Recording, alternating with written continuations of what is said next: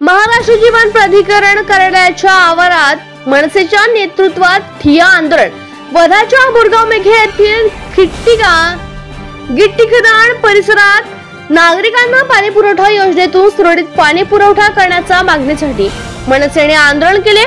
महाराष्ट्र जीवन प्राधिकरण कार्यालयात पोहोचत मनसे कार्यकर्त्यांनी कार्यालयाच्या प्रवेशद्वारावर ठिय्या मांडल्या। सोबत आणलेल्या मातीच्या घागरी दाखवत बोरगाव मेघे भागातील पाणी टंचाईकडे लक्ष वेधले आहे। बोरगाव मेघे गिट्टी खदान परिसरातील नागरिकांनी मनसेचे जिल्हा अध्यक्ष शंकर पोटफोडे यांच्या नेतृत्वात आंदोलन केले आहे।